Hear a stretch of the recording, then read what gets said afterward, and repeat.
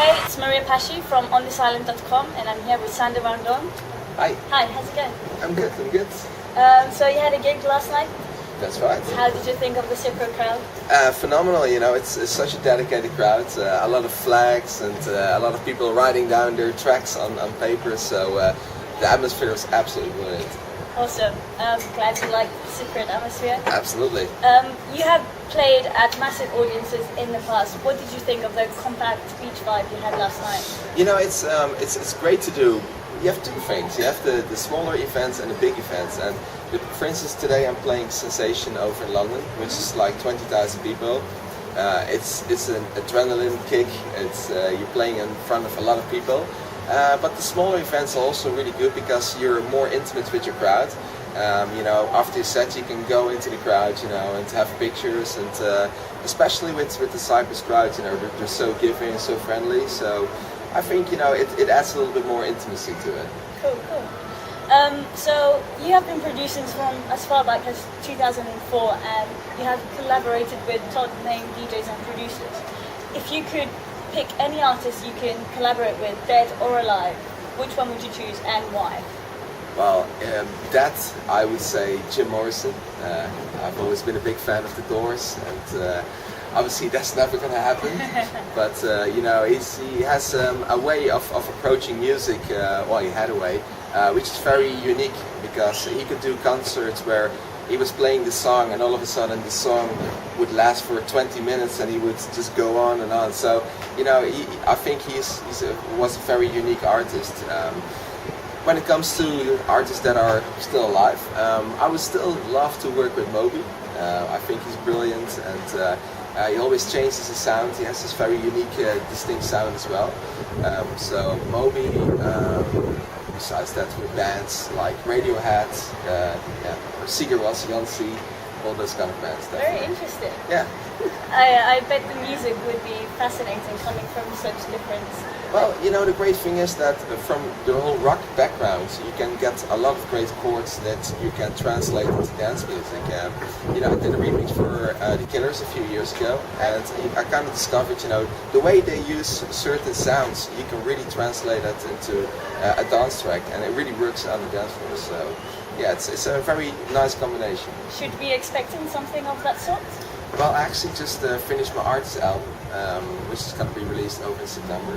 And for that artist album, I've been collaborating with a lot of artists. I did a track together with Layback Luke. Obviously, that's not rocky based, but it's still two different worlds meeting each other. Also, I worked with a lot of text writers, songwriters, and so there's a lot of unique tracks on there. And with the album, I have to say, I really do like to collaborate. Nice. We'll keep an ear out for it then. Yes. So your weekly podcast Identity is not really well known on this island. So could you tell us a little bit about it and how it began? It began as a radio show a few years ago. Actually started as a monthly show, and then it went bi-monthly, and now it's a weekly show. And it's been syndicated now throughout the world. Sirius Radio is doing really well in the North America, and obviously with that the podcast came as well, and it's been blowing up ever since, and it's been doing really well. Nice. We have loads of talented DJs on Cyprus and producers trying to get well known and become famous and have their music out there. So what advice would you give them to achieving this goal? Well, first of all, you need to create your own sound. It's still possible, if all these artists out there, everybody has their own little sound going on. And creating your own sound, it does mean producing a lot, getting your tracks out there. Beatport is a really good platform to get your tracks, listen to, obviously YouTube. You can do mixes on YouTube. Just make use of the internet a lot and try to develop your own sound.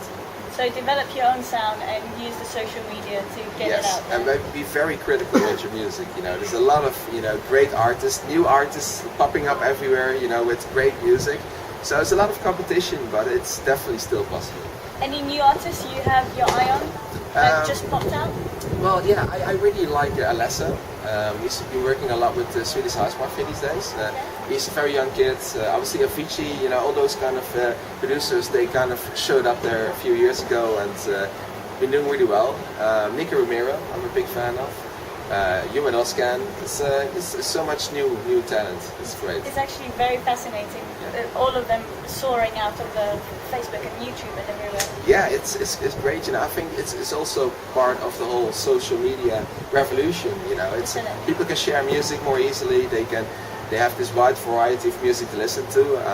When I started, I had to go to the record shop, and the only music I heard was the music that was there in the record shop. Yeah. These days, you can listen to everything, so it's a good basis to get inspiration from. Definitely. So we asked our ravers to describe your music in 5 words.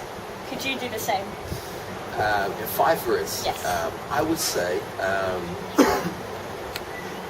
I would say genres colliding with a lot of energy. That's more than 5 words. Yes, yeah. it's okay. Okay.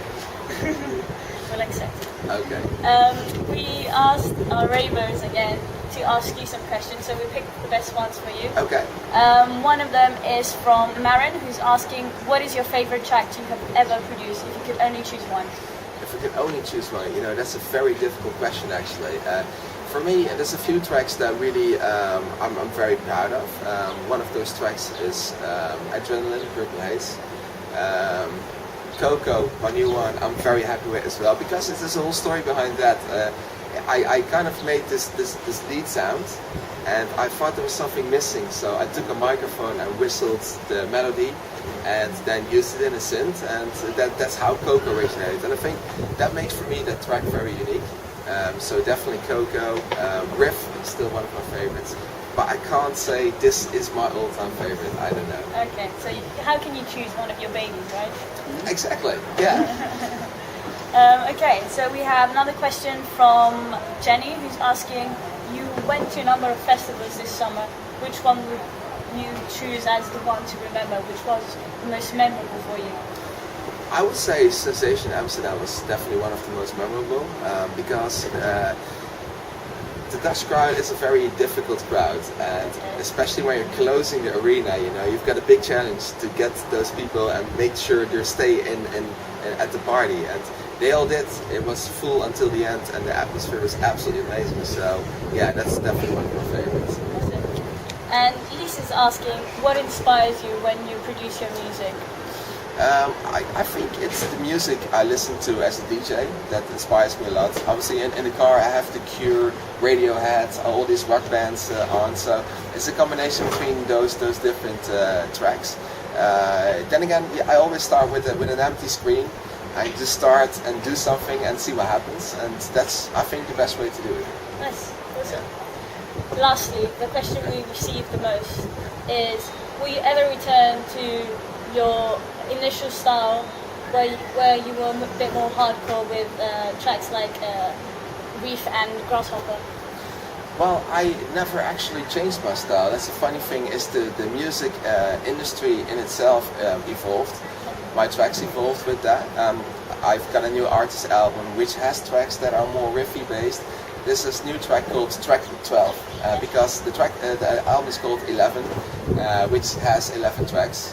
But we decided there's one more track that we're going to give away, so people can go to my Facebook, facebook.com/Doorn, and they can get the track for free, and that's definitely a new riff. So I never actually changed my style. I always stuck with my roots. So. Okay. You just evolved. It just, I can't make the same track over and over again, so I have to make different music, but genre-wise, it's still the same.